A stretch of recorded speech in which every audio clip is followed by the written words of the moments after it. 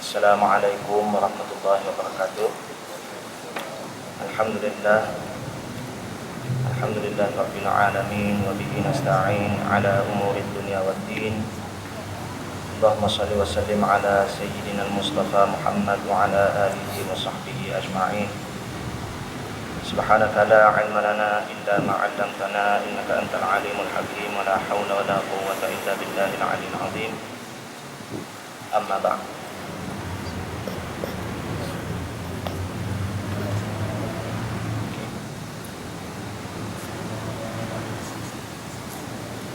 Pertama sekali bersyukur kita kepada Allah Subhanahu wa taala karena kita masih lagi diberi kesempatan untuk bersama-sama menelaah ilmu Allah Subhanahu wa taala. Pada malam ini insya-Allah kita akan sambung pengajian kitab Haqa'iq 'anit Tasawuf, Hakikat Tasawuf, di bawah tajuk Ahammiyatut Tasawuf, kepentingan ilmu tasawuf. Jadi kita sambung lagi hasil perbincangan perbahasan kita pada minggu yang lepas. Kita sambung muka surat 2. Qala al-muallif rahimahullahu ta'ala wa nafa'na bi'ulumihi fid darain amin. Walihada kana Rasulullah sallallahu alaihi wasallam yuwajihu ihtimam as-sahabah liislahi qulubihim wa yubayyinu lahum anna salahal insan mutawaffiqun ala islahi qalbih wa shifaihi minal amradil khafiyyah wal ilalil kaminah wa huwa alladhi yaqul ala wa inna fil jasadi mudghah ila akhiril hadis. Sadaqa Rasulullah sallallahu alaihi wasallam. Jadi malam ni kita sambung Syekh Abdul Qadir Isa rahimahullahu ta'ala wa nafa'na bi'ulumihi fid darain amin. Beliau menyebut tasawuf ni ilmu yang penting. Muka surat 2 sambung, justru Rasulullah sallallahu alaihi wasallam memandu para sahabat agar mengambil berat tentang kepentingan membersihkan hati. Tasawuf ni suatu ilmu yang penting. Sebab itulah kita nampak dalam hadis-hadis Rasulullah sallallahu alaihi wasallam, baginda terlalu mengambil berat. Terlalu mengambil berat ajar para sahabat supaya pentingkan masalah membersihkan hati. Supaya hati manusia tidak kotor, tidak tercemar dengan benda-benda yang tidak selayaknya. Serta baginda menerangkan kepada mereka, kepada para sahabat Nabi, bahawa keelokan manusia bergantung kepada keelokan hati. Baiknya manusia, bagusnya manusia, eloknya manusia ini bergantung kepada sejauh mana hati dia bagus, sejauh mana hati dia elok, sejauh mana hati dia bertakwa, maka sejauh itulah dia bagus. Hati dengan luaran, nak bagi tahu mana yang lebih elok. Jadi ulama-ulama tasawuf kata hati lebih elok berbanding dengan yang zahir, yang batin lebih elok. Sebab itulah Nabi SAW ajar sangat para sahabat mengenai ilmu membersihkan hati. Sebab hati ni benda yang lebih elok berbanding daripada luaran. Dan kesembuhan hati daripada penyakit yang tersembunyi. Nabi ajar juga para sahabat supaya bersih hati para sahabat daripada penyakit-penyakit yang ada di dalam hati yang tersembunyi, yang sahabat sendiri kadang-kadang tidak nampak. Ilmu beginilah yang diajar oleh tasawuf. Ilmu beginilah yang kita nak belajar dalam tarekat. Supaya hati kita bersih. Sebab manusia ni tak mampu untuk menilai diri dia bersih ataupun tidak. Macam juga sahabat-sahabat Nabi, dia tak mampu nak menilai diri dia bersih ataupun tidak. Maka Allah Subhanahu wa ta'ala mengutuskan Nabi supaya Nabi ajar kepada manusia, begini cara nak membersihkan jiwa, begini cara nak menyucikan hati. Sekiranya ada orang menganggap bahawa membersihkan hati, menyucikan jiwa, boleh dia belajar dengan sendiri, maka Allah Subhanahu wa taala tak akan utus tuan-tuan nabi kepada para sahabat. Tapi buktinya Allah telah mengutuskan nabi kepada para sahabat. Maka di sini tahulah kita bahawa pentingnya belajar ilmu tasawuf. Nabi menggalakkan para sahabat, nabi pandu para sahabat supaya ambil berat tentang ilmu membersihkan jiwa. Sabda Rasulullah sallallahu alaihi wasallam, ala, ingat, kamu kena perhatikan. Nabi kata, wa inna fil jasadi mudghah, pada jasad anak Adam itu ada mudghah. Apa maksud mudghah? Seketul daging. Idza salahat salahal jasadu kulluh. Apabila baik daging ini, maka baiklah seluruh jasad ataupun jasad seluruhnya. Nabi kata, ala, ingat, di sebatang tubuh manusia ada seketul daging.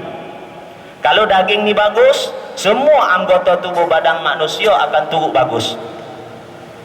Wa in fasadat, sekiranya seketul daging ini rosak, fasadal jasadu kulluh, rosak seluruh anggota tubuh badan manusia. Ala, ingat, wahiyal qalb, seketul daging yang Nabi umpamakan tadi, bila baik seluruh anggota, bila rosak seluruh anggota. Ala wahiyal qalb, ingatlah kata Nabi, itu adalah hati namanya. Maknanya di sini tidak salah ulama-ulama tasawuf mengatakan bahawa yang batin itu adalah lebih penting daripada yang zahir, meskipun kedua-dua tu dikira penting. Kita bincang minggu lepas, yang zahir dengan yang batin, mana yang lebih penting? Yang batin yang lebih penting. Buktinya ini hadis Nabi kata, hati itu adalah segala-galanya. Kalau baik hati, baiklah seluruh anggota. Kalau baik jahat hati, jahatlah seluruh anggota. Di sisi Allah Subhanahu wa taala, bukan di sisi manusia. Ada manusia kata, ustaz, saya nampak je pakai seluar pendek ustaz, saya hati saya bagus. Bagus dari aspek mana? Allah kata tak bagus, kita kata bagus. Bagus dari aspek mana tuan-tuan? Ustaz, si Anu bin si Anu tu nampak je begitu ustaz, nampak rockers, pakai gelang emas, tapi hati dia ustaz bukan main lagi baik. Baik dari aspek mana? Penilaian mana? Mana tali ukur yang kita kata dia ni baik? Sedangkan di sisi Allah Subhanahu wa taala, Allah kata hati. Kalau hati bagus, tangan pun akan turut bagus mendermakan kepada seseorang. Tangan pun akan turut bagus bersalam dengan orang, tak kira miskin ke kaya, tak kira dia tu wangi ke kurang wangi baunya, tetap juga bersalam. Mulut juga turut bagus, tidak mengumpat kepada sesiapa sekalipun. Jadi bermula daripada hati. Nabi kata, ala, ingat. Dua kali Nabi ulang ala. Ala yang pertama itu Nabi suruh kita ingat. Ala yang kedua Nabi suruh kita ingat lagi. Wahiyal qalb, itu adalah hati. Ada orang cakap pepatah-pepatah Melayu, syair-syair Melayu, nasyid-nasyid Melayu kata, hati tempat jatuhnya pandangan Allah. Jasad lahir tumpuan manusia saja. Kita pakai bukan main hebat, nampak bersih, nampak hebat, nampak gah, nampak macam YB, tapi ini adalah untuk tumpuan manusia sahaja. Hati tempat jatuhnya pandangan Allah. Allah tengok hati, Allah tak tengok benda lain. Dia kata, Syekh kata, begitu juga sebagaimana baginda alaihi salatu wassalam mengajar mereka, ajar para sahabat bahawa tempat yang Allah pandang pada seseorang hamba ialah hati. Allah tak tengok benda lain. Hati inilah tempat kita perlu bersih. Hati inilah tempat kita perlu jaga. Hari ini manusia malu kalau pakai baju yang berlumuran dengan kekotoran. Ada bau manusia malu, ada najis lagi malu, pakaian tak ada jenama lagi malu, sesetengah orang tu mau brand juga. Harga 30 dengan harga 70, kainnya sama, tak apa, yang penting Levi's. Manusia ini zahir, tapi Allah kata tidak. Apa yang aku pandang ialah sebagaimana Nabi aku bagi tahu. Macam mana? Qala Rasulullah sallallahu alaihi wasallam. Rasulullah bersabda, "Innallaha la yanzuru." Sesungguhnya Allah tidak melihat ila ajsadikum, kepada tubuh badan kamu. Taf ke tak taf ke, fit ke tidak ke, masuk gym ke tidak masuk gym ke. Allah tidak lihat. Innallaha la yanzuru ila ajsadikum. Sesungguhnya Allah tidak melihat kepada tubuh badan kamu. Wala ila suwarikum, tidak kepada rupa paras kamu, handsome ke tidak. Ini semua kejadian Allah Subhanahu wa taala. Allah uji manusia, nak tengok buat dia cantik, nak uji dia, nak tengok dia guna kecantikan dia ni untuk apa. Allah jadikan dia handsome, lebih handsome daripada kawan dia. Tengok dengan kehandsomean dia tu sejauh mana dia taat kepada Allah Subhanahu wa taala. Ataupun adakah dia guna kehandsomean dia itu untuk kahwin lebih daripada satu, lepas bercerai kahwin lagi. Sampai umur 40 pun masih lagi kahwin. Kenapa? Sebab kahwin satu bercerai. Ada anak ditawar ada, datu ada, tapi bagi nafkahnya tidak. Ini masalah. Nak tengok sejauh mana. Ini semua gambaran luar. Walaupun gambaran luar, Allah Subhanahu wa taala uji tuan-tuan. Jadi kita kena tahu. Allah kata, Nabi kata, sesungguhnya Allah tidak melihat kepada tubuh badan kamu dan tidak juga kepada rupa paras kamu. Walakin yanzuru ila qulubikum, akan tetapi yang Allah lihat, yang Allah pandang adalah hati kamu, hati budi kamu, yang di dalam ni, yang sir ni, yang batin ini. Ini yang Allah tengok. Maknanya ilmu tasawuf ni bukan ilmu biasa-biasa. Ada orang kata tak boleh belajar tasawuf, kita muda lagi, tunggu tua bila tuan-tuan. Ada orang kata jangan belajar tasawuf, nanti sesat engkau, isim. Ini semua adalah gambaran-gambaran ataupun kata-kata manusia yang kadang-kadang perlu dinilai semula, supaya kita letakkan sesuatu perkataan itu ikut kesesuaian dia, ikut kehendak agama. Jangan kita main sebut-sebut, orang sebut kita sebut, last kali kita tidak belajar, rugi tuan-tuan. Sambungannya, apabila keelokan dan kebaikan manusia berhubung rapat, berkait rapat dengan keelokan hati yang merupakan tempat terbit amalan yang zahir. Hati ni dikata tempat zahirnya amalan manusia. Apabila kebaikannya bergantung kepada kebaikan hati, maka sudah pasti individu tersebut perlu berusaha. Kita kena usaha betul-betul dan bekerja keras. Untuk apa? Untuk memperbaiki hati. Kena bekerja keras nak memperbaiki hati. Maknanya apa di sini? Ulama kata penting belajar ilmu tasawuf ni. Tajuk dia kepentingan ilmu tasawuf. Penting tak penting, dia kata seseorang itu kena bekerja keras memperbaiki hatinya.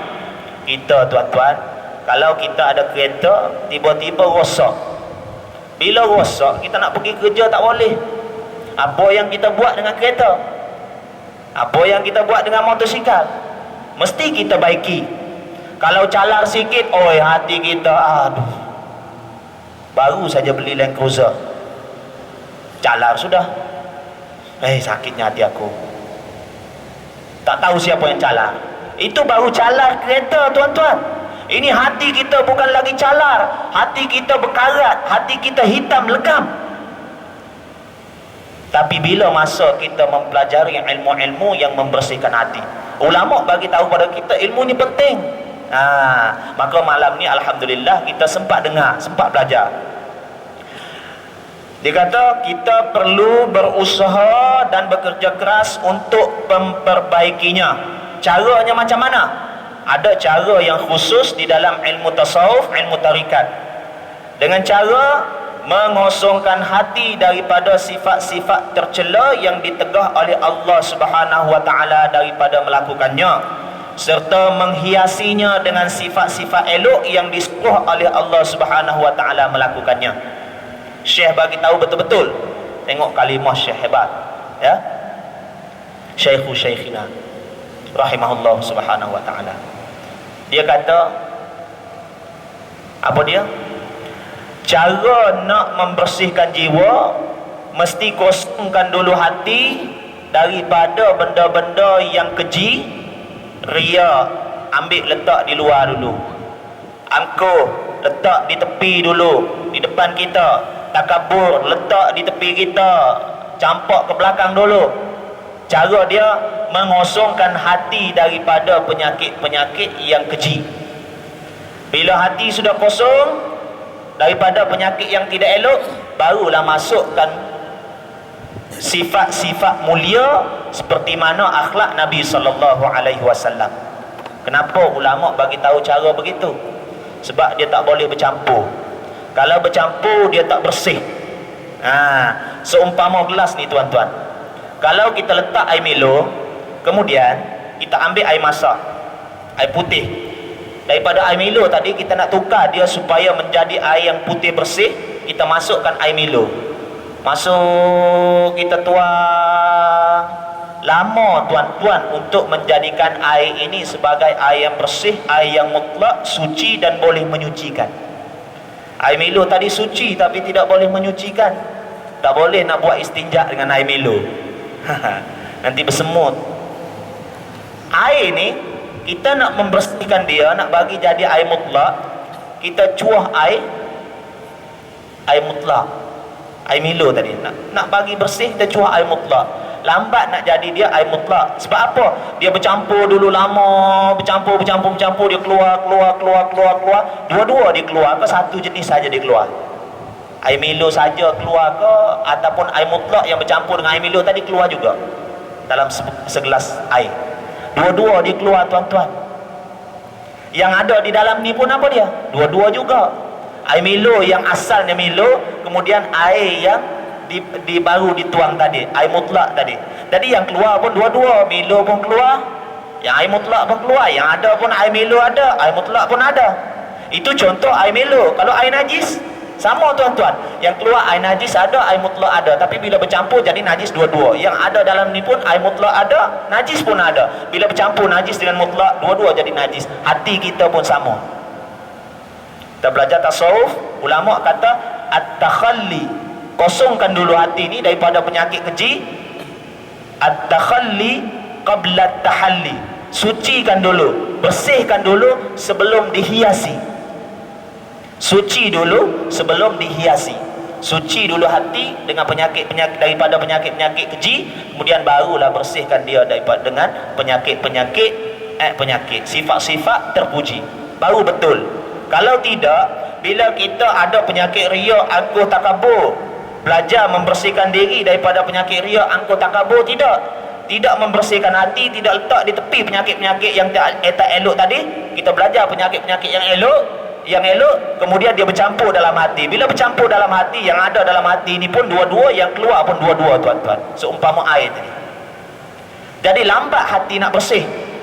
Cara ulama tasawuf ringkaskan kepada kita, jadi bersihkan dulu jiwa ini daripada penyakit-penyakit keji. Buat amalan dulu dengan zikir penggilap hati, supaya hati ini jadi bersih.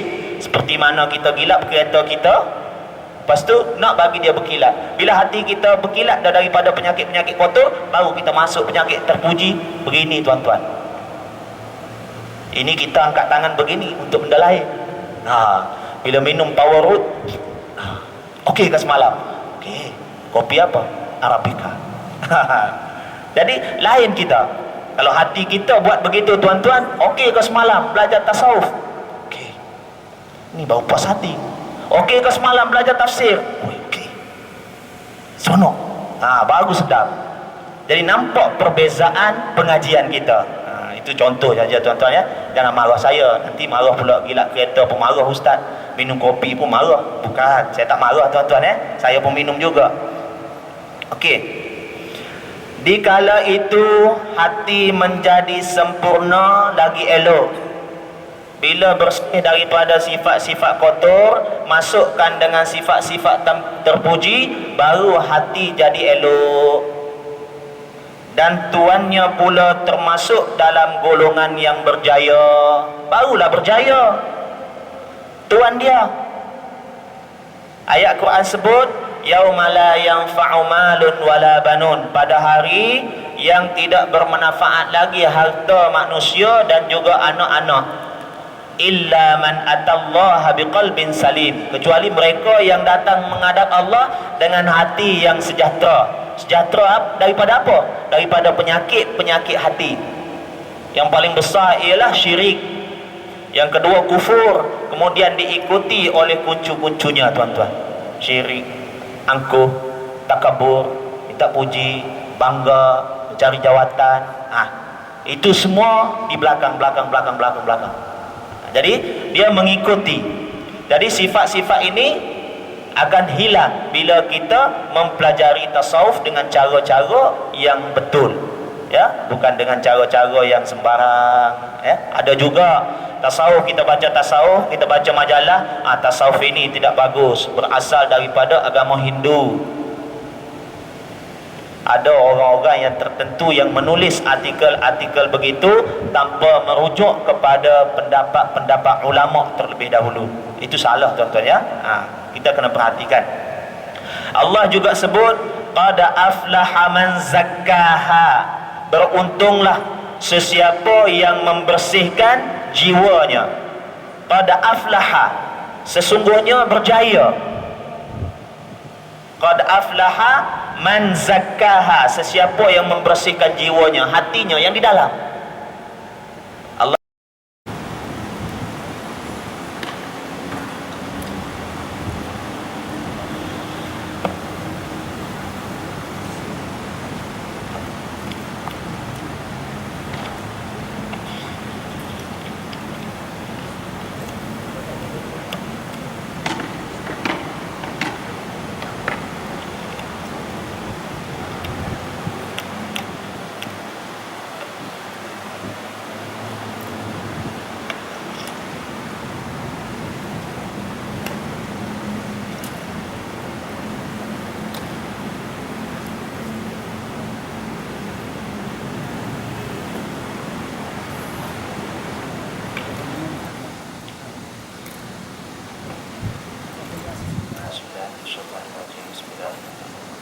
Assalamualaikum warahmatullahi wabarakatuh.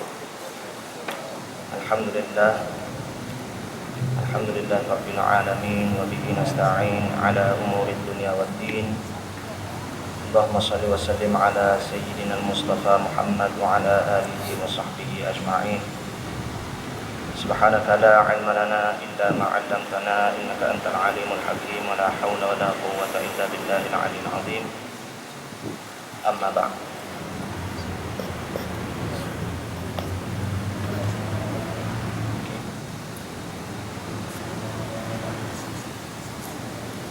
Pertama sekali bersyukur kita kepada Allah Subhanahu wa taala karena kita masih lagi diberi kesempatan untuk bersama-sama menelaah ilmu Allah Subhanahu wa taala.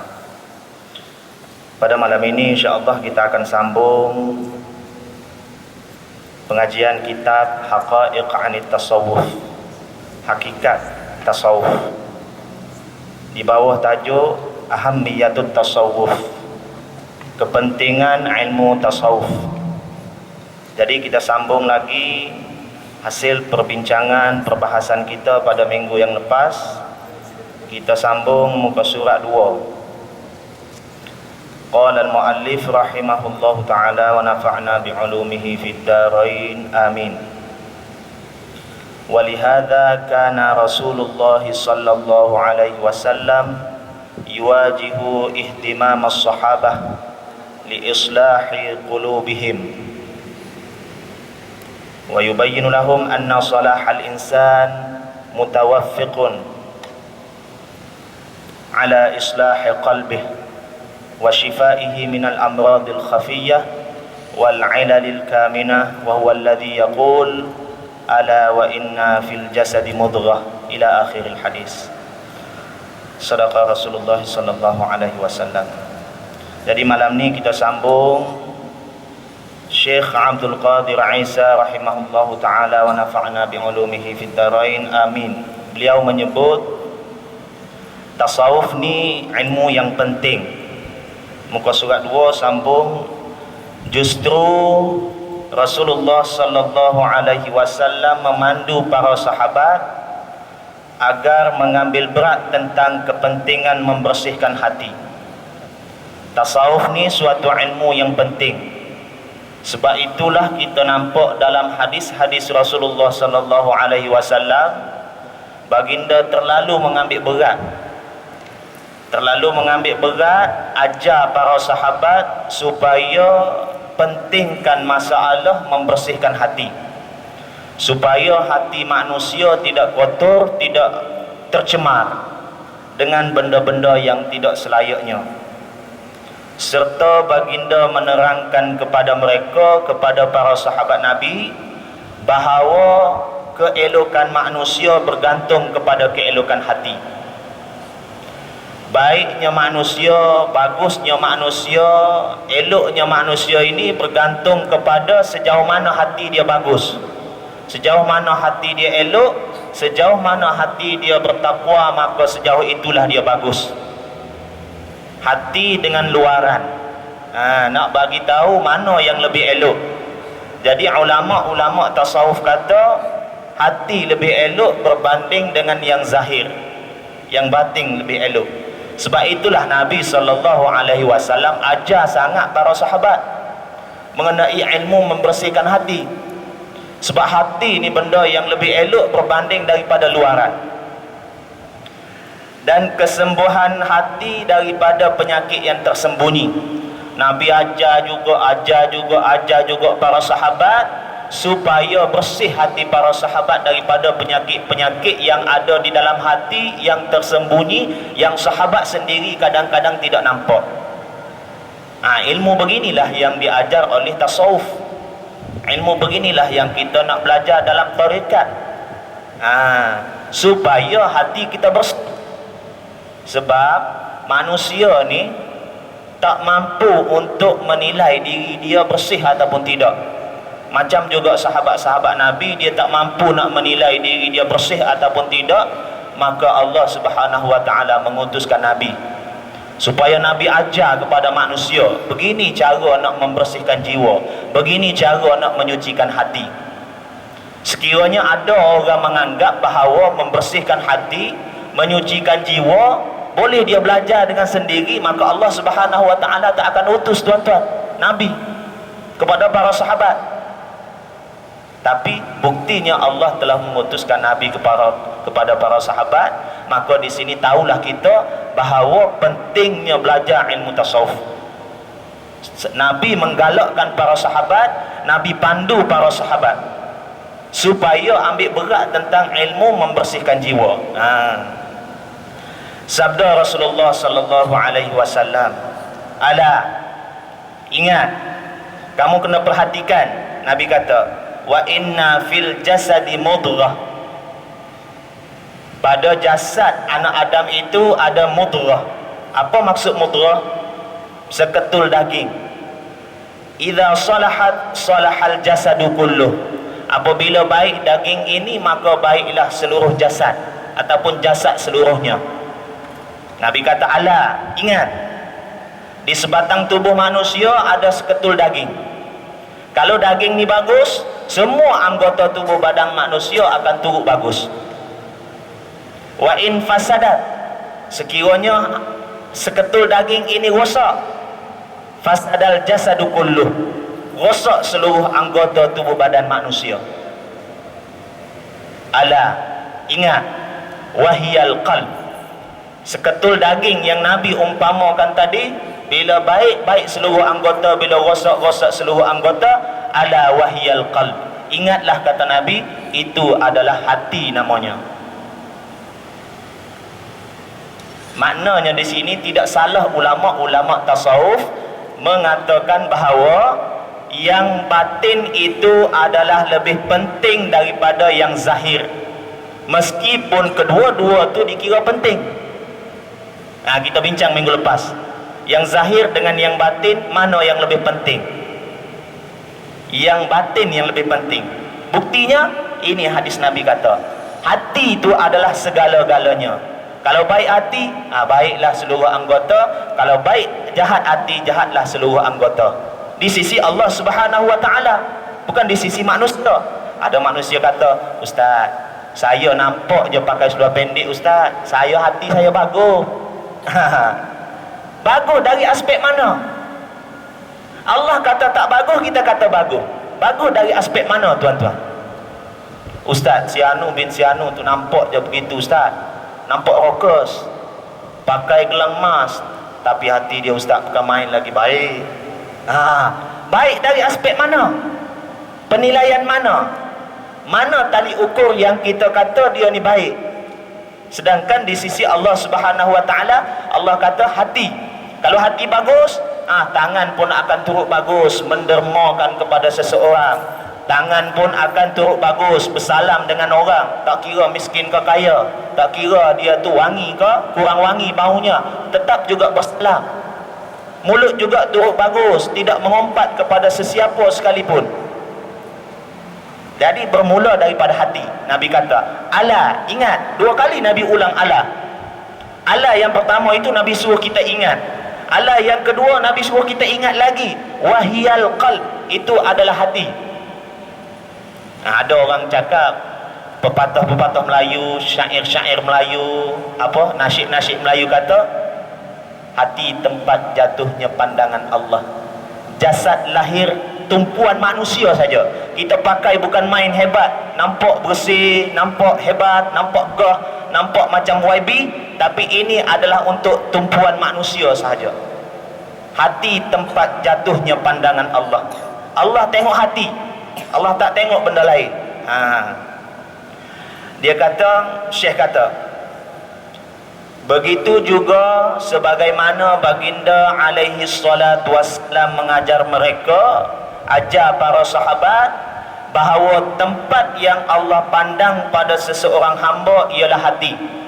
Allah tak tengok benda lain. Hati inilah tempat kita perlu bersih. Hati inilah tempat kita perlu jaga. Hari ini manusia malu kalau pakai baju yang berlumuran dengan kekotoran. Ada bau manusia malu, ada najis lagi malu, pakaian tak ada jenama lagi malu sesetengah orang tu. Mau brand juga, harga 30 dengan harga 70, kainnya sama tak apa, yang penting Levi's. Manusia ini zahir, tapi Allah kata tidak. Apa yang aku pandang ialah sebagaimana Nabi aku bagi tahu. Macam mana? Qala Rasulullah sallallahu alaihi wasallam, Rasulullah bersabda, innallaha la yanzuru, sesungguhnya Allah tidak melihat, ila ajsadikum, kepada tubuh badan kamu, taf ke tak taf ke, fit ke tidak ke, masuk gym ke tidak masuk gym ke, Allah tidak lihat. Innallaha la yanzuru ila ajsadikum, sesungguhnya Allah tidak melihat kepada tubuh badan kamu, wala ila suwarikum, tidak kepada rupa paras kamu, handsome ke tidak. Ini semua kejadian Allah Subhanahu wa taala. Allah uji manusia, nak tengok buat dia cantik, nak uji dia, nak tengok dia guna kecantikan dia ni untuk apa.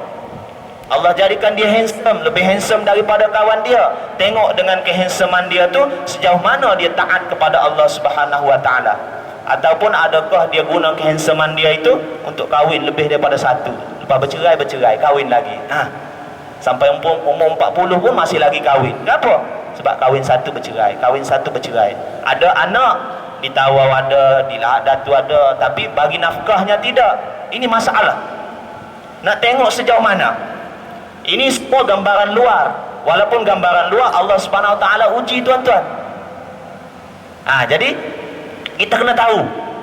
Allah kata, Nabi kata, sesungguhnya Allah tidak melihat kepada tubuh badan kamu dan tidak juga kepada rupa paras kamu. Walakin yanzuru ila qulubikum, akan tetapi yang Allah lihat, yang Allah pandang adalah hati kamu, hati budi kamu, yang di dalam nih, yang sir nih, yang batin ini. Ini yang Allah tengok. Maknanya ilmu tasawuf ni bukan ilmu biasa-biasa. Ada orang kata tak boleh belajar tasawuf, kita muda lagi, tunggu tua bila tuan-tuan. Ada orang kata jangan belajar tasawuf, nanti sesat engkau, isim. Ini semua adalah gambaran-gambaran ataupun kata-kata manusia yang kadang-kadang perlu dinilai semula, supaya kita letakkan sesuatu perkataan itu ikut kesesuaian dia, ikut kehendak agama. Jangan kita main sebut-sebut, orang sebut kita sebut, last kali kita tidak belajar, rugi tuan-tuan. Sambungannya, apabila keelokan dan kebaikan manusia berhubung rapat, berkait rapat dengan keelokan hati yang merupakan tempat terbit amalan yang zahir. Hati ni dikata tempat zahirnya amalan manusia. Apabila kebaikannya bergantung kepada kebaikan hati, maka sudah pasti individu tersebut perlu berusaha. Kita kena usaha betul-betul dan bekerja keras. Untuk apa? Untuk memperbaiki hati. Kena bekerja keras nak memperbaiki hati. Maknanya apa di sini? Ulama kata penting belajar ilmu tasawuf ni. Tajuk dia kepentingan ilmu tasawuf. Penting tak penting, dia kata seseorang itu kena bekerja keras memperbaiki hatinya. Kita tuan-tuan, kalau kita ada kereta tiba-tiba rosak, bila rosak kita nak pergi kerja tak boleh. Apa yang kita buat dengan kereta? Apa yang kita buat dengan motosikal? Mesti kita baiki. Kalau calar sikit, hati kita, aduh, baru saja beli Land Cruiser, calar sudah, sakitnya hati aku. Tak tahu siapa yang calar. Itu baru calar kereta tuan-tuan. Ini hati kita bukan lagi calar, hati kita berkarat, hati kita hitam legam. Tapi bila masa kita mempelajari ilmu-ilmu yang membersihkan hati, ulama bagi tahu pada kita ilmu ni penting. Maka malam ni alhamdulillah kita sempat dengar, sempat belajar. Dia kata kita perlu berusaha dan bekerja keras untuk memperbaikinya. Caranya macam mana? Ada cara yang khusus di dalam ilmu tasawuf, ilmu tarikat, dengan cara mengosongkan hati daripada sifat-sifat tercela yang ditegah oleh Allah Subhanahu wa taala daripada melakukannya, serta menghiasinya dengan sifat-sifat elok yang disuruh oleh Allah Subhanahu wa taala melakukannya. Syekh bagi tahu betul-betul. Tengok kalimah Syekh hebat, ya. Syekhina rahimahullah subhanahu wa taala. Dia kata apa dia?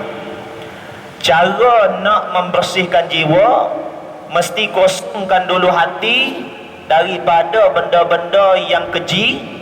Ria ambil letak di luar dulu, angkuh letak di tepi dulu, di depan kita. Takabur letak di tepi kita, campak ke belakang dulu. Cara dia mengosongkan hati daripada penyakit-penyakit yang keji. Bila hati sudah kosong daripada penyakit yang tidak elok, barulah masukkan sifat-sifat mulia seperti mana akhlak Nabi SAW. Kenapa ulama bagi tahu cara begitu? Sebab dia tak boleh bercampur. Kalau bercampur dia tak bersih. Seumpama gelas ni tuan-tuan, kalau kita letak air Milo, kemudian kita ambil air masak, air putih, daripada air Milo tadi kita nak tukar dia supaya menjadi air yang putih bersih, kita masukkan air Milo. Masuk, kita tuang. Lama tuan-tuan untuk menjadikan air ini sebagai air yang bersih, air yang mutlak, suci dan boleh menyucikan. Air Milo tadi suci tapi tidak boleh menyucikan. Tak boleh nak buat istinja dengan air Milo. Nanti bersemut. Air ni kita nak membersihkan dia, nak bagi jadi air mutlak, kita cuah air mutlak, air Milo tadi, nak bagi bersih kita cuah air mutlak. Lambat nak jadi dia air mutlak. Sebab apa? Dia bercampur dulu lama, bercampur, dia keluar. Dua-dua dia keluar ke satu jenis saja dia keluar?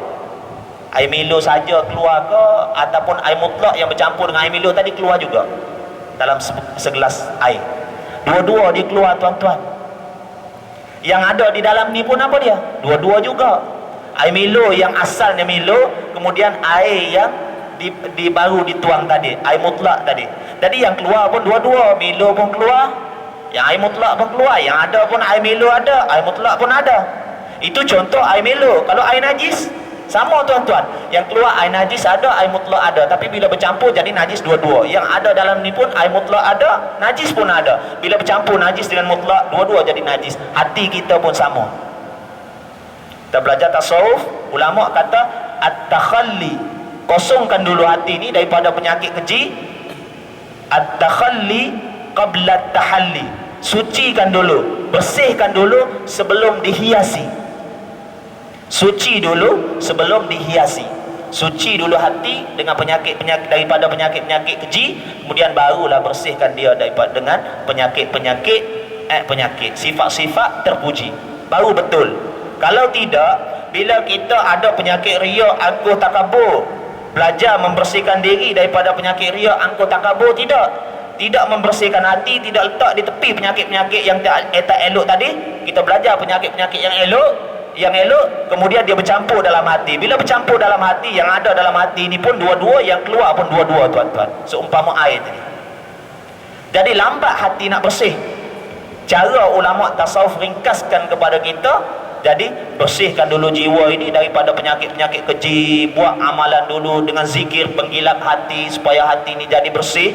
Seperti mana kita gilap kereta kita, lepas tu nak bagi dia berkilat. Bila hati kita berkilat daripada penyakit-penyakit kotor, baru kita masuk penyakit terpuji. Begini, tuan-tuan, ini kita angkat tangan begini untuk benda lain. Bila minum power root, okey ke semalam? Okey. Kopi apa? Arabica. Jadi lain kita. Kalau hati kita buat begitu, tuan-tuan, okey ke semalam belajar tasawuf? Okey. Ini baru puas hati. Okey ke semalam belajar tafsir? Okey. Sonok. Bagus, sedap. Jadi nampak perbezaan pengajian kita. Itu contoh saja, tuan-tuan, ya. Jangan marah saya. Nanti marah pula, gila kereta pun marah ustaz. Minum kopi pun marah. Bukan, saya tak marah, tuan-tuan, ya. Saya pun minum juga. Okey. Dikala itu hati menjadi sempurna lagi elok. Bila bersih daripada sifat-sifat kotor, masukkan dengan sifat-sifat terpuji, baru hati jadi elok. Dan tuannya pula termasuk dalam golongan yang berjaya. Barulah berjaya tuan dia. Ayat Quran sebut, yauma la yanfa'u malun wala banun, pada hari yang tidak bermanfaat lagi harta manusia dan juga anak-anak, illa man atallaha biqalbin salim, kecuali mereka yang datang menghadap Allah dengan hati yang sejahtera. Sejahtera daripada apa? Daripada penyakit-penyakit hati.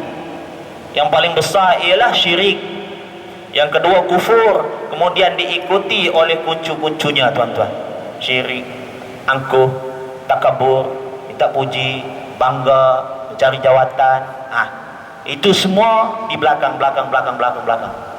Jadi dia mengikuti. Jadi sifat-sifat ini akan hilang bila kita mempelajari tasawuf dengan cara-cara yang betul, ya, bukan dengan cara-cara yang sembarang, ya. Ada juga tasawuf, kita baca majalah, tasawuf ini tidak bagus, berasal daripada agama Hindu.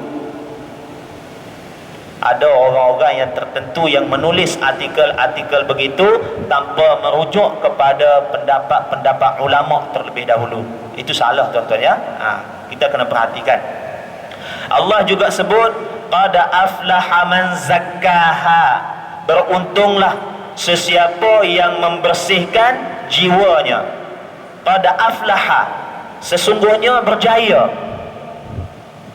Qad aflaha Man zakkaha, sesiapa yang membersihkan jiwanya, hatinya yang di dalam.